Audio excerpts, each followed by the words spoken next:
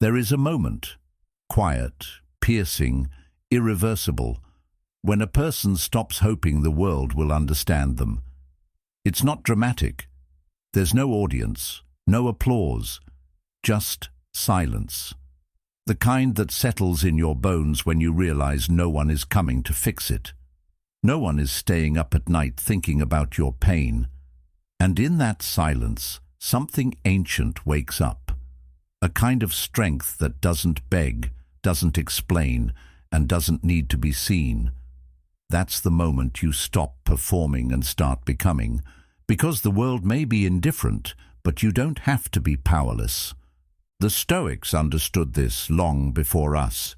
They believed power begins when expectations die, and in that death, your real life begins. If you're someone who's ready to stop chasing validation and start cultivating inner power, consider subscribing, as a quiet vow to yourself, a step toward a life rooted in discipline, clarity, and self-respect. Because here, we don't chase the world's applause. We build what the world can't ignore. Most people carry a quiet fantasy that their suffering is visible, that if they just hurt enough, someone will step in, that maybe if they just word it right, someone will understand. It's a soft hope, often unspoken, built deep into the way we're raised. If I'm in pain, the world will care. But then life happens. Pain is ignored. Tears go unnoticed. The phone stays silent. And that's when something shifts. You begin to see the illusion for what it really is. Not a reflection of your worth, but a reflection of how consumed people are by their own chaos. Everyone is battling something you'll never fully see, just like they'll never fully see yours. And if you build your identity on being seen, you will spend your life feeling invisible. That quiet ache of being overlooked, that's not cruelty, that's reality. And if you look closely, it might be trying to teach you something important. When we're young, we believe that pain deserves recognition. We think that if we suffer, someone owes us comfort. But the truth is, life doesn't hand out medals for endurance. It doesn't send angels when you're on your knees. It just moves on. People go about their lives. Friends forget. Strangers scroll. Not out of malice, but because they're drowning in their own problems. That might sound harsh, but harsh doesn't mean untrue. And here's the strange twist. That realization, painful as it is the first step toward becoming free. Because once you stop expecting the world to respond to your pain, you stop waiting. You stop freezing your life in hopes that someone will notice you're stuck. You begin to move for reasons that have nothing to do with applause. Carl Jung once said, "The world will ask you who you are, and if you don't know, the world will tell you." But what he didn't say, what you learn through experience, is that most people don't ask because they care. They ask so they can fit you into a box that makes sense to them. They don't see you. They see their idea of you. And when you stop performing for that gaze, you finally start living for something real. There's a kind of sorrow that comes with realizing you're not the main character in anyone's story, but your own. It's not rejection. It's simply gravity. No one owes you understanding. No one is required to hold your hand through the fog. And while that can make the world feel colder, it also makes your inner world burn brighter, because now you're the one lighting the fire. No more waiting for someone to read between the lines of your silence. No more hoping that your quiet breakdown will be noticed and gently mended by someone who just happens to get it. You get it now, and that changes everything.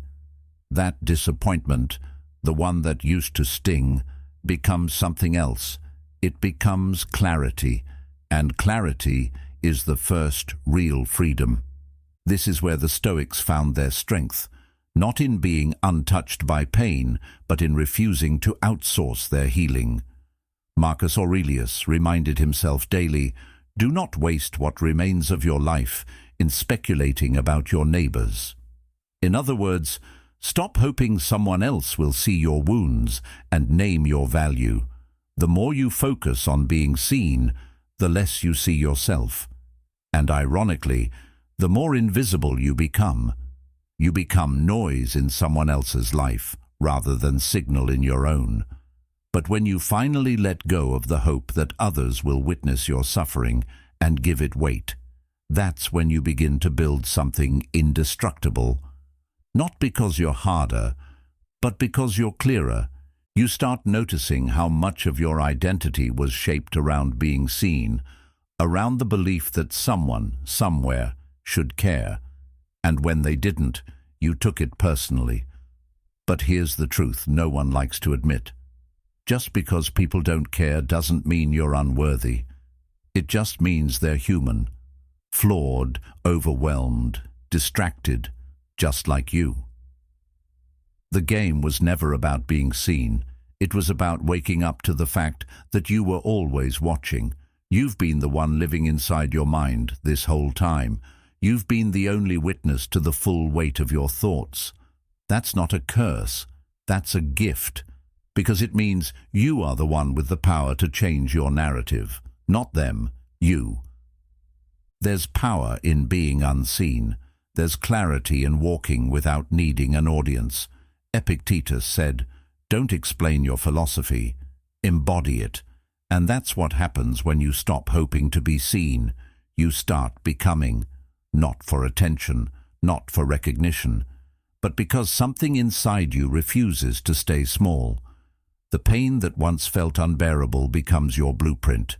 The silence that once haunted you becomes your teacher. The solitude that once scared you becomes your home. And when that shift happens, you no longer need to broadcast your wounds. You just carry them differently, not as a burden, but as proof that you kept going. So maybe being overlooked wasn't the tragedy you thought it was. Maybe it was the beginning, the slow, quiet death of illusion, and the birth of something real, something solid, something that no longer seeks validation because it's too busy building something permanent. You don't need to be seen to become something great. You need to see yourself clearly, honestly, without decoration. That's where everything changes. That's where your real life begins. When no one listens, something unexpected happens. You start listening to yourself. Not the surface voice, the one that echoes what others expect from you, but the quieter one underneath. The one you've ignored because it wasn't loud enough to compete with the noise of the world. But in the absence of applause, silence grows roots. You begin to hear your own thoughts more clearly, not as background noise, but as guidance. It's strange at first, uncomfortable even. You're used to checking your reflection in the eyes of others. But when those eyes turn away, you learn to see yourself from the inside. And that's when something shifts. You begin to move differently, not because someone told you to, not because someone believed in you, but because you decided to show up, without witnesses, without cheerleaders, without someone holding the door open. Self-reliance doesn't arrive in a burst of confidence. It arrives slowly, often disguised as loneliness. You wake up one day and realize no one's checking in, no one's asking how you're doing. And instead of falling apart, you start building. You begin taking yourself seriously, not because others do, but because you've grown tired of waiting. How many times have you paused your growth hoping someone would give you permission to continue? Hoping they'd say it's the right time, the right move, the right direction. But what if that permission never comes? What if no one ever says you're ready? Would you stay frozen forever? Or would you finally claim the authority that was always yours? That's where real power begins, not in being chosen, but in choosing yourself. The world teaches us to seek validation like it's oxygen, but the Stoics knew that peace isn't found in popularity, it's found in discipline. Epictetus said, "No person is free who is not master of themselves." Freedom doesn't come from being supported. It comes from knowing that even when you aren't, you will continue. That even when the room is empty, you'll do the work anyway. and not out of bitterness, but because the work matters, because you matter. When you understand that, showing up stops being a performance. It becomes an act of self-respect. And in that quiet, a new relationship forms, not with the world, but with your own mind. You begin to trust it more. You ask it what it needs. You listen to the fatigue in your body, the pull in your gut, the fire behind your chest. You stop outsourcing your intuition. You stop living reactively. Carl Jung once said, "Who looks outside dreams. Who looks inside awakes." That awakening doesn't feel like a dramatic breakthrough. It feels like subtle, consistent decisions that build a foundation under your feet. You start keeping your promises to yourself. You go for the walk. You write the words. You say no when something drains you. These aren't loud acts, but they build something no one can see from the outside. Trust. And trust in yourself is the currency of freedom. There's a quiet kind of strength that develops when you realize you are your own backup plan, when the silence doesn't scare you anymore, when you don't need to announce your every move or explain your every feeling, when you don't beg for someone to notice that you're trying, because you know the effort you're making, you know the storms you've walked through, you know what it took to still be here, choosing growth instead of collapse. That's not arrogance. That's integrity. You're no longer performing for the world. You're becoming for yourself. There will still be moments of doubt, moments when you wish someone would say, "I see you." But now you don't depend on it. You no longer fall apart in its absence. You carry yourself with the quiet awareness that you've earned your own respect. And that's rare. That's what makes people pause when you enter a room, not because you demanded attention, but because your energy says, "I don't need it." Seneca once wrote, "The greatest empire is to rule oneself." And ruling yourself doesn't look like perfection. It looks like consistency in the face of invisibility. It looks like doing what matters even when no one applauds. It looks like holding your standards high, even when no one is watching. When you build from that place, you're no longer dependent on external structure. You become the structure. You don't collapse when someone pulls away. You don't unravel when someone misunderstands you, because your foundation was never built on their understanding in the first place. It was built on clarity, on quiet decisions made in solitude, on the strength of waking up and moving forward again and again, because that's who you've chosen to become. And this is the most important part. Once you begin to rely on yourself in this way, you stop resenting others for not being who you needed. You release them. You stop waiting for them to return, to notice, to explain. You no longer tie your progress to their presence. You move regardless, not with coldness, but with grace. You become free, not because the pain is gone, but because it no longer defines the path. You carry it, but it doesn't carry you. That's what true self-reliance looks like. Not an absence of need, but a deep inner steadiness that says, even if no one sees me, even if no one comes, even if no one helps, I will keep going. Because this life is mine to live, and I will not wait for anyone to give me permission to become who I was always meant to be. We live in a world that rewards exposure. Every feeling must be shared, every wound displayed, every moment of struggle turned into something others can comment on. The more visibly broken you are, the more attention you receive. But not all attention is healing. Some of it is hollow. Some of it keeps you dependent on being seen as wounded to feel connected. And slowly, without realizing it, you begin to perform your pain. You start editing your suffering, packaging it for sympathy. You turn real emotions into content, thinking it will bring you closer to others. But it doesn't. It just makes your healing public property. What was once sacred becomes consumed. What was once your inner world becomes a storyline for others to follow and forget. There's a difference between honesty and emotional performance. One comes from depth, the other from habit. One is quiet, the other rehearsed, and most of us were never taught the difference. We confuse expression with healing. We think that just because we talk about it, we've worked through it. But sometimes, the more you speak of a wound, the more it stays alive. Not everything needs to be narrated. Some things need to be felt, endured, integrated, in silence. The Stoics weren't emotionless, they were composed. They believed in feeling deeply, but without letting those feelings control the trajectory of their lives. Marcus Aurelius, in his Meditations, wrote, "Be like the cliff against which the waves continually break, but it stands firm and tames the fury of the water around it." He didn't mean suppress emotion. He meant, don't let it become a performance. Let it become presence. We've become conditioned to believe that silence is weakness, that if we don't express every feeling, we're hiding. But some things are not meant to be shared. Some parts of your story are sacred precisely because they belong only to you. Keeping something private doesn't mean you're ashamed. It means you're protecting something precious.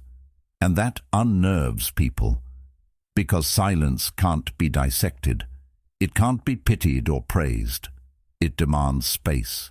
It creates mystery. And mystery, especially in a world addicted to access, feels threatening. Carl Jung spoke often of the shadow, the parts of ourselves we bury or project. But he also said, "Solitude is for me a fount of healing which makes my life worth living."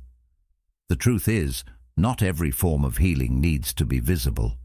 Some of the deepest transformations happen when no one is watching, when you're sitting with your thoughts, when you're choosing not to respond, not to prove, not to explain, when you let your emotions pass through without needing them to be seen, liked, or validated. That's not suppression. That's sovereignty. It's easy to mistake the loud for the strong, but strength isn't always loud. Sometimes it's quiet and still and completely uninterested in being understood. You don't have to prove your growth.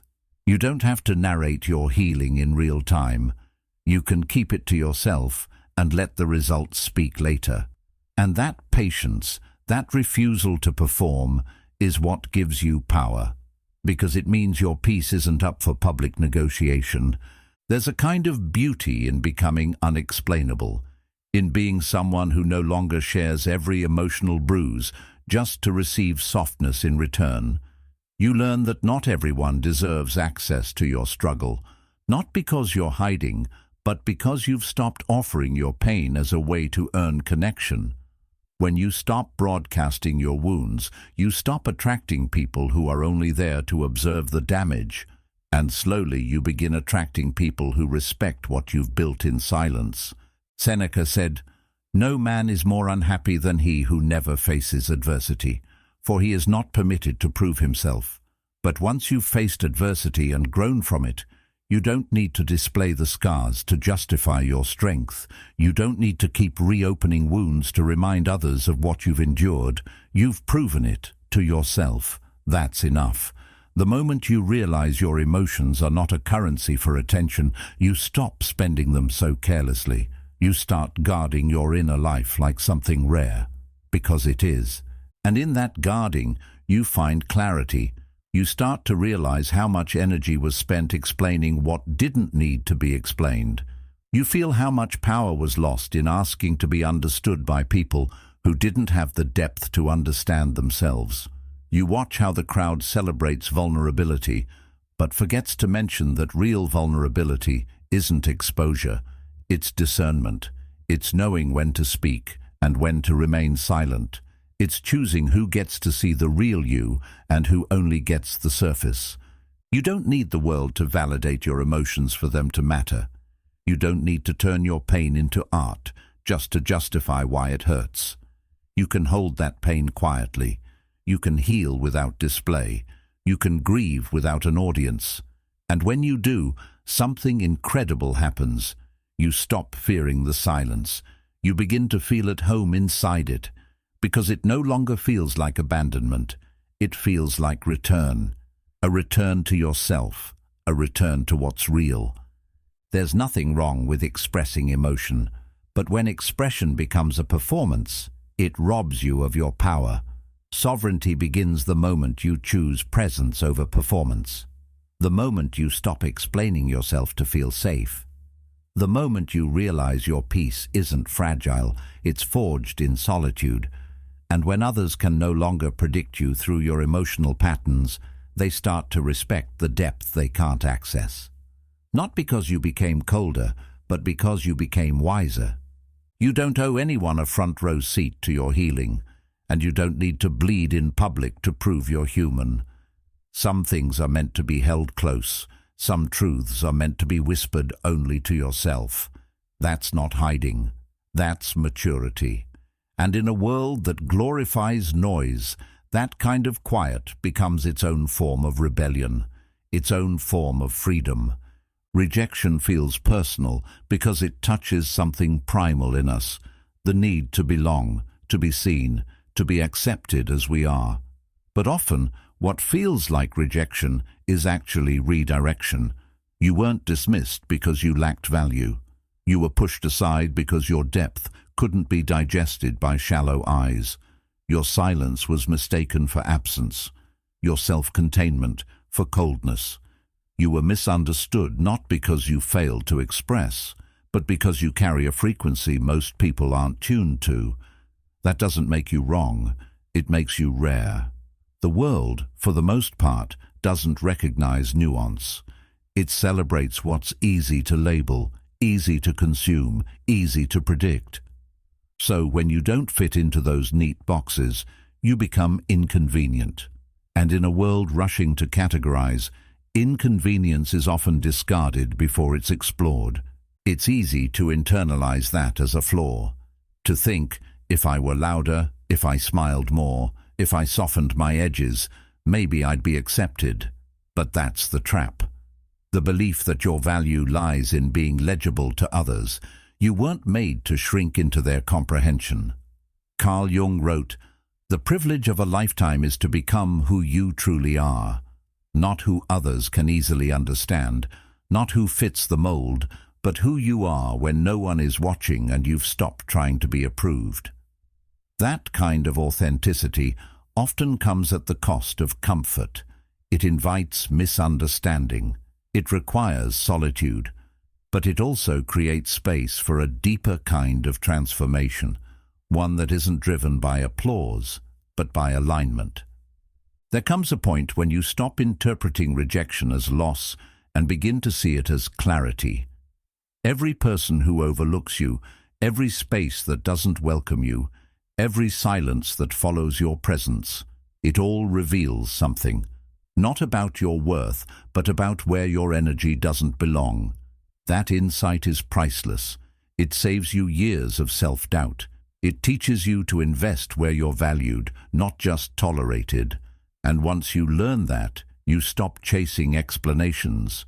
You stop wondering why someone didn't choose you. You realize that not being chosen was the blessing, because it gave you back to yourself. There's a quiet revolution that begins when you stop trying to be understood. You begin to redirect all the energy you used to spend on being seen into actually building something. Something that doesn't need to be explained. Something that stands on its own. A body of work, a lifestyle, a discipline. You shift from emotional scarcity, constantly trying to prove your worth, to psychological sovereignty, where your existence is no longer up for debate. That's where your center of gravity moves inward. You're not moved by approval or rattled by dismissal. You become grounded. And grounded people are magnetic, not because they seek attention, but because they carry something stable in a world that spins too fast. People will still misread you. They'll create stories to make sense of your quiet, your ambition, your boundaries. Let them. You're not responsible for correcting every false narrative. Marcus Aurelius said, "The opinion of 10,000 men is of no value if none of them know anything about the subject." You are the subject. And most people don't know you. Not really. They see glimpses, fragments. They project, assume, simplify. And while that used to bother you, now you see it for what it is, noise. The moment you let go of the need to correct the noise, your focus sharpens. You get more done. You sleep deeper. You move cleaner. Because now your life is no longer built around being perceived correctly. It's built around being lived truthfully. There's immense peace in that. You stop wasting energy explaining your process, your priorities, your silence. You don't justify why you've gone quiet. You don't explain why you walked away. You don't decode your boundaries. You just live them, not as a defense, but as a natural extension of self-respect. You become someone who moves with conviction, not commentary. And over time, that creates distance, not between you and others, but between you and the noise that once clouded your mind. Rejection becomes revelation when you realize it didn't shrink you. It sculpted you. It showed you where not to go, who not to become, what not to settle for. Every door that closed clarified the direction. Every silence refined your voice. Every betrayal deepened your discernment. What once felt like exile now feels like space. Space to build, space to breathe, space to finally become, not someone acceptable, but someone undeniable. And this shift, this movement from wanting to be seen to choosing to become, it changes everything. You stop speaking to be heard and start speaking to build. You stop walking into rooms to prove your worth and start walking into rooms already knowing it. You stop asking if you're too much, too quiet, too intense, and start asking if the space is too small for your truth. You stop apologizing for your depth and start protecting it. That's not arrogance, that's arrival. So, if you've been overlooked, let it be your initiation. If you've been misunderstood, let it be your turning point. You're not here to explain yourself into someone's comfort. You're here to become someone whose presence rewrites the room. And that begins when you finally understand. Rejection isn't the end of your worth. It's the beginning of your clarity. People talk about loneliness as if it's something to escape from, as if the absence of others means the absence of worth. But solitude, when chosen with intention, is not isolation, it's transformation. It doesn't shrink you. It burns away everything that doesn't belong. At first, it feels like silence, a heavy, echoing silence where the noise of the world fades and only your own thoughts remain. But slowly, that silence sharpens. It becomes a mirror that doesn't lie. And what you see there in the absence of distraction is not your weakness, it's your foundation. Solitude doesn't destroy you.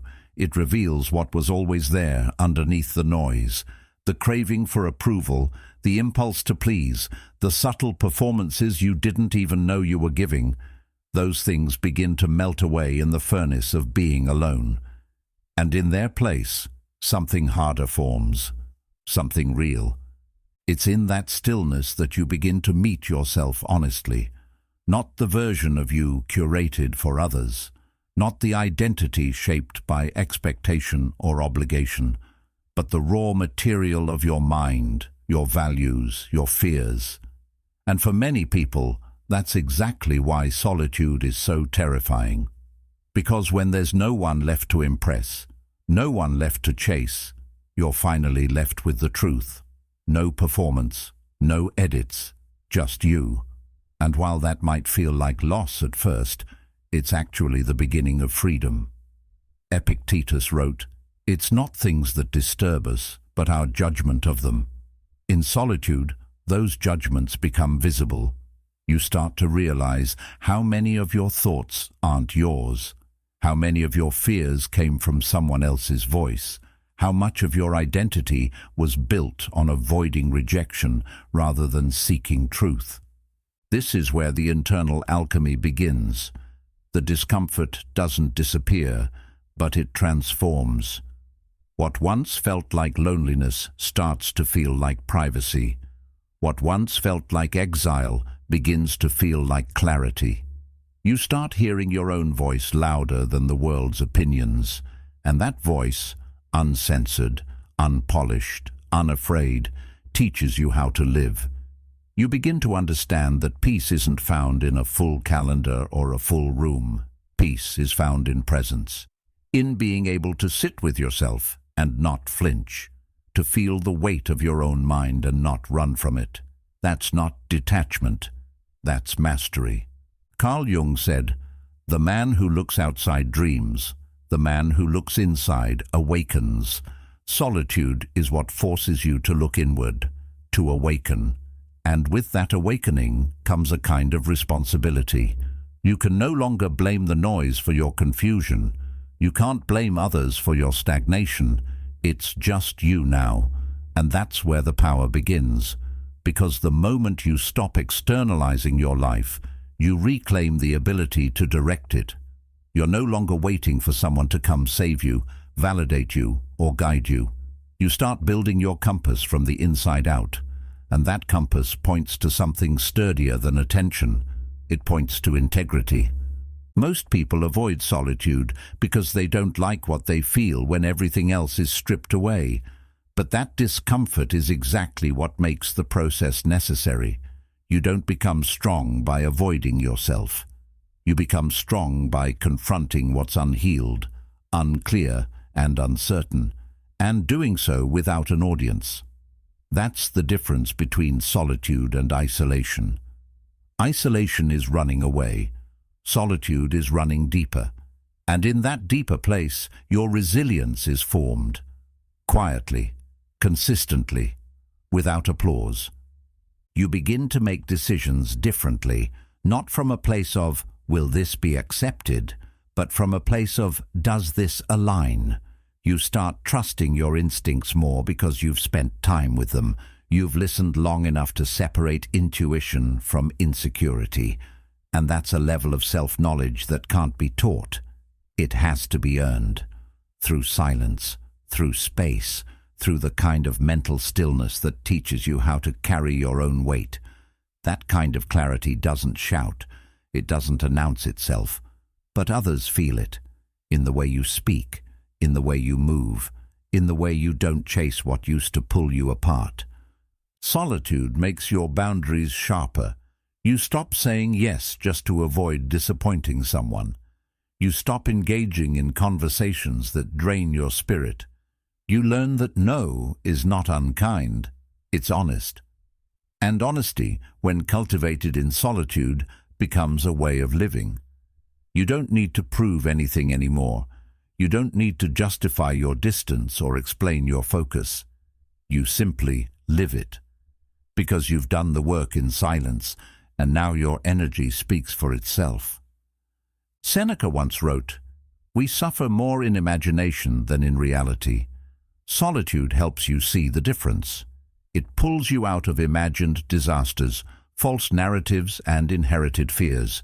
It plants you in what's real, and in that soil, something unshakable grows, a sense of self that doesn't shift with trends, a direction that doesn't wobble when misunderstood, a strength that isn't loud, but lasting. When you return to the world after time alone, you come back different, not distant, but deliberate, not bitter, but boundaried. You don't speak to be heard. You speak because your words come from stillness, not from noise. You're not easily swayed, not easily shaken, because you know the ground you stand on. You built it yourself, one quiet moment at a time. So no, solitude isn't punishment. It's preparation. It's the training ground for self-trust, self-respect, and self-direction. It's not where life ends. It's where it begins to deepen. And the person who has learned to walk through their own mind, alone and awake, becomes someone the world can't easily move, because they don't belong to the noise anymore. They belong to themselves. There comes a quiet turning point in every life, where the version of you that once felt essential begins to fall apart. Not with a dramatic crash, but with a slow, undeniable erosion. The old self, the one who needed approval, who bent to fit into spaces too small, who rehearsed words just to be liked, that self begins to feel heavy, outdated, false. You try to carry it a little longer, out of habit, out of fear, maybe even out of guilt. But it drags, it stiffens, and eventually it begins to rot. That's not failure, that's evolution. When something dies within you, it isn't always a loss. Sometimes it's the first breath of something deeper, the start of a more honest existence. At first, it's disorienting. You don't feel quite like yourself anymore, but you also can't go back. The mask doesn't fit. The old patterns feel exhausting. You say less, but what you say carries more weight. You stop explaining, not because you have nothing to say, but because you no longer feel the need to be understood by everyone. The chase for approval fades, and in its place, something steady begins to grow. You move with more intent. You don't fill silence out of nervousness. You don't perform your personality to make people more comfortable. You simply stand, like a mountain, still, watchful, unmoved. It's strange how people respond when this shift happens. Some distance themselves, others question what changed. They'll say you seem colder, more distant, less fun. What they're really sensing is that you've stopped making yourself available for emotional labor you never consented to in the first place. You've withdrawn from the game of constant reassurance, of being overly palatable. You're no longer addicted to being liked, and that absence makes people uncomfortable, because now they can no longer predict you, and unpredictability in someone who once conformed feels threatening to those still clinging to old versions of who you were. But here's what they don't see. That version of you needed to go. It needed to fall away so you could finally move freely, so you could stop editing your truth to fit someone else's narrative. Carl Jung once wrote, "We cannot change anything unless we accept it. Condemnation does not liberate, it oppresses. You didn't kill your old self out of hatred. You outgrew it out of truth. You stopped condemning your need for space, your desire for solitude, your craving for a simpler, quieter strength. And in that acceptance, the old self was released, not as a punishment, but as a rite of passage. You don't need to explain this process to others. The people who truly understand won't ask. And those who don't were never meant to walk with this next version of you anyway. You start to notice who respects your silence and who only knew you for your noise. You realize who valued your essence and who only loved your accessibility. That clarity is painful but necessary. It separates the seasonal from the lifelong. It refines your circle. It clears the emotional clutter you were too polite to discard, and it makes space for alignment. Marcus Aurelius wrote, "The impediment to action advances action. What stands in the way becomes the way." That's what the disappearance of your old self is. It feels like a loss, but it opens a path where you no longer chase connection, but attract it by being grounded.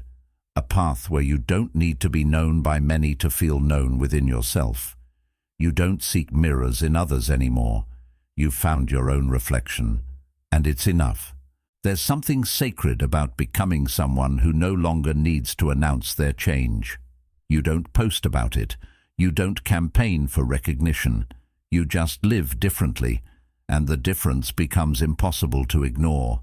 People feel it in your energy, your decisions, your detachment from petty dramas. They sense a calmness in you that can't be faked, because it came at a cost. It was earned in the quiet dismantling of your former self. In the nights you doubted everything and still chose to continue. In the moments where you wanted to explain, but chose instead to evolve. You're no longer triggered by the same things. You're no longer drawn to the same conversations. You no longer feel the pull to be constantly available.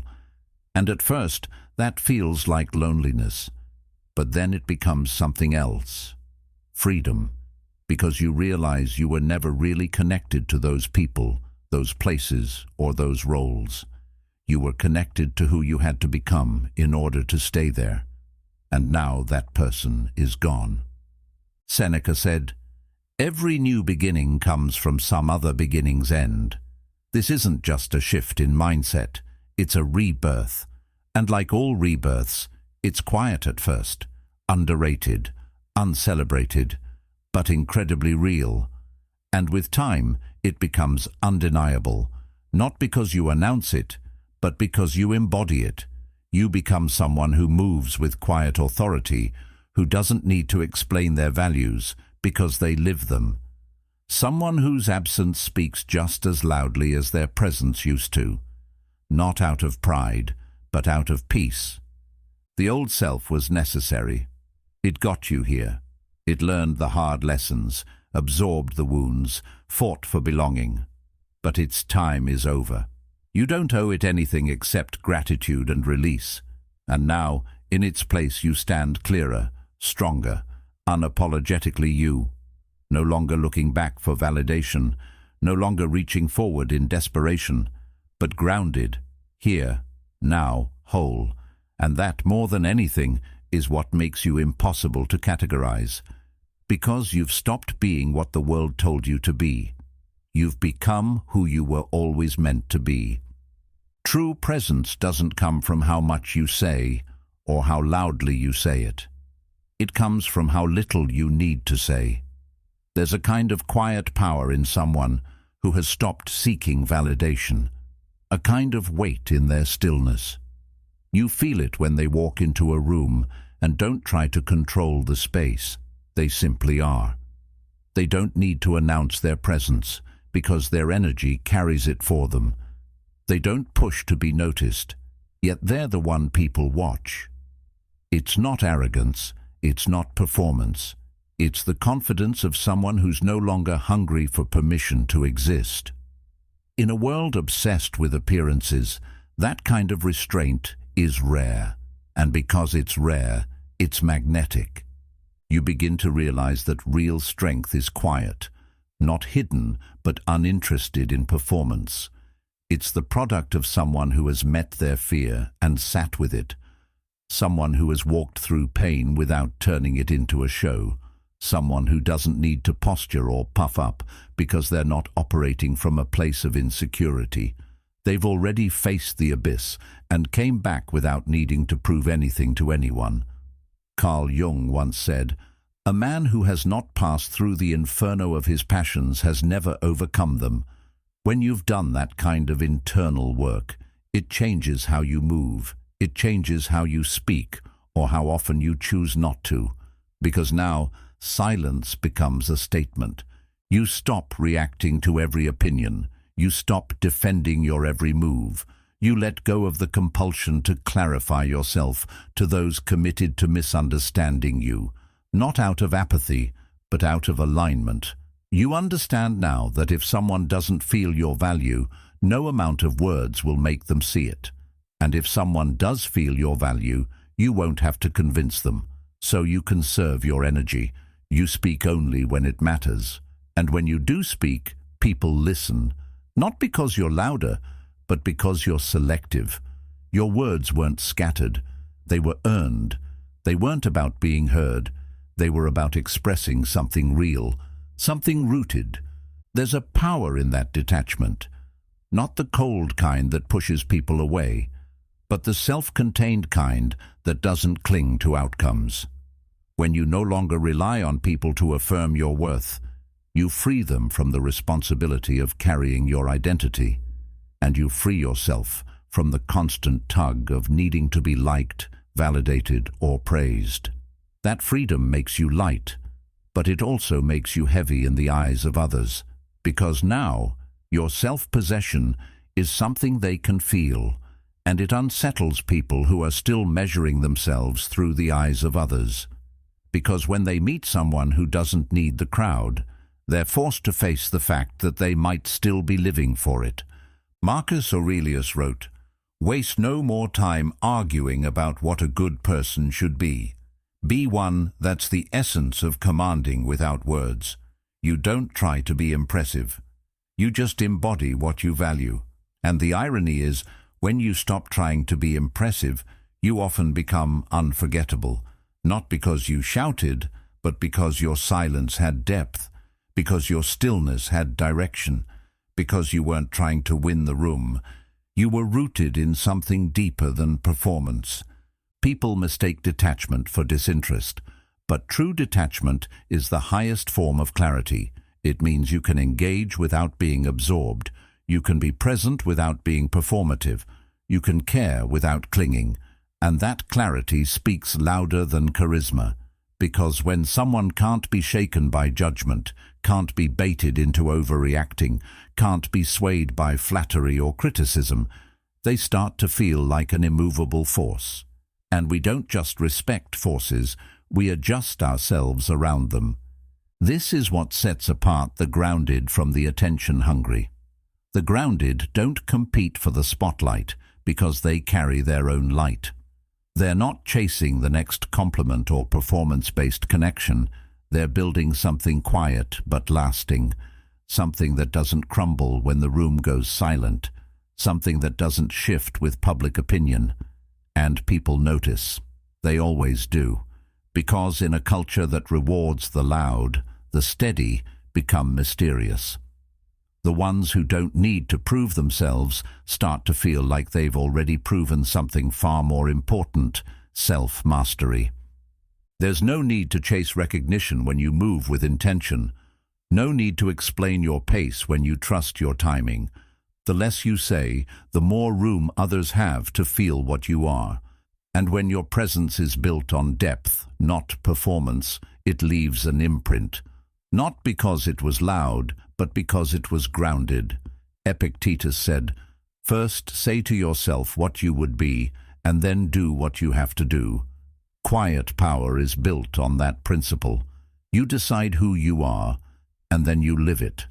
Not for applause, but for alignment. So if you've ever wondered why certain people command attention without asking for it, this is why. They don't chase it. They don't ask for it. They simply move in alignment with who they are. And that kind of presence, grounded in inner stillness, always speaks louder than noise. It doesn't need to shout. It just is. There's a strange kind of freedom that arrives the moment you stop needing care. Not because you've become bitter or numb, but because you've finally outgrown the illusion that your strength should depend on how others treat you. It's the point where a subtle but permanent shift happens inside. The world no longer has the same power to shake you. Its silence doesn't unsettle you. Its applause doesn't seduce you. You begin to move from a different place, from a center that doesn't ask for permission, doesn't beg to be seen, and doesn't fall apart when it's ignored. That's the paradox. You only gain real power when you stop needing to be rescued, not from pain, but from the discomfort of being alone in your truth. For a long time, we're taught to believe that care from others equals safety, that we must be heard to feel real, understood to feel valid, held to feel whole. But there's a deeper truth underneath all of that. The truth that power isn't something given to you by attention, love, or recognition. It's something built in silence, brick by brick, with the choices you make when no one's watching. That's why once you stop craving the emotional resources of others, something remarkable happens. You start becoming your own source. And when you do, you realize you were never powerless. You were just waiting for permission to be strong. Carl Jung once said, "The most terrifying thing is to accept oneself completely." And that's where this new form of power begins, with acceptance. Not just of your strengths, but your fears, your darkness, your disappointment, your unmet needs.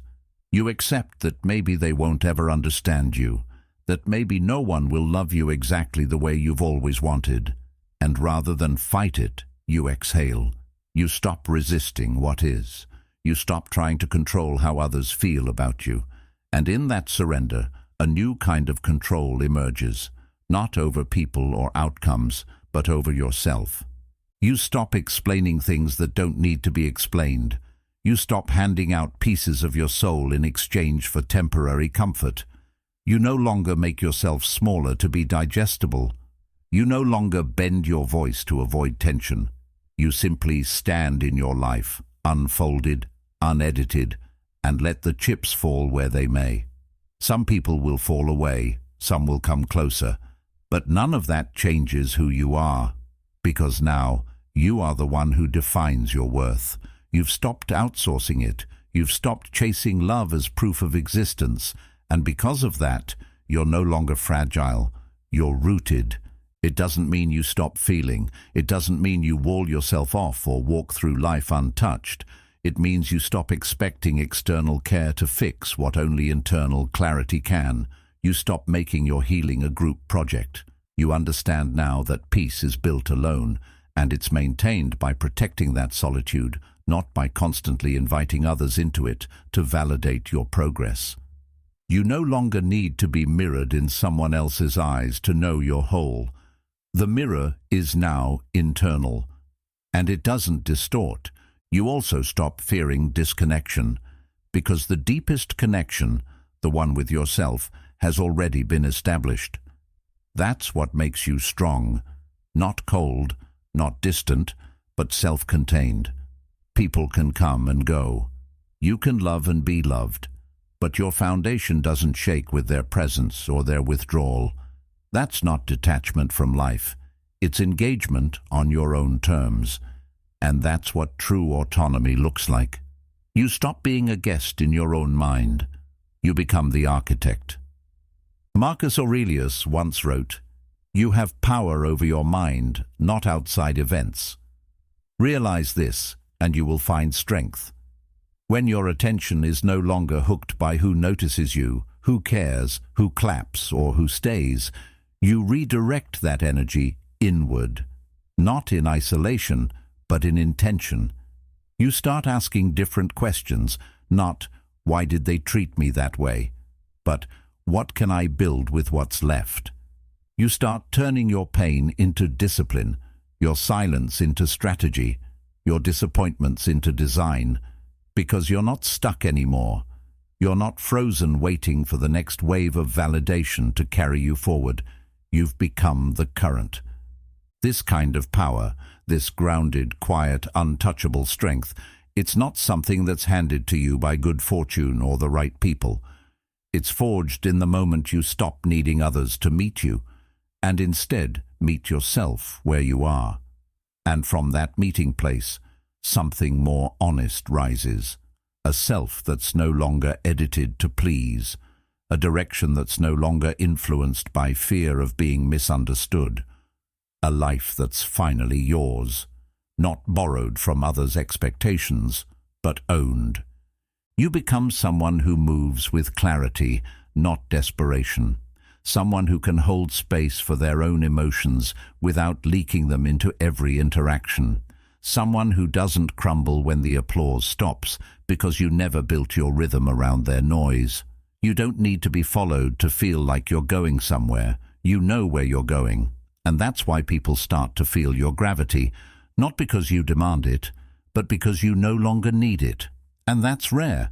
So when you stop needing care, don't mistake that shift for loss. It's a return, a reclaiming, a sharpening. You've taken back the most important thing, the ability to guide yourself, to walk through disappointment without folding, to be unseen without disappearing, to be misunderstood without self-abandonment. That's where everything changes. That's when life starts to move in your favor, not because the world suddenly understands you, but because you've stopped needing it to. And in that space, you become something unshakable, not because you were born that way, but because you chose it again and again, until your mind finally believed you were already enough. You don't need to be seen to become powerful. You don't need to be understood to become whole.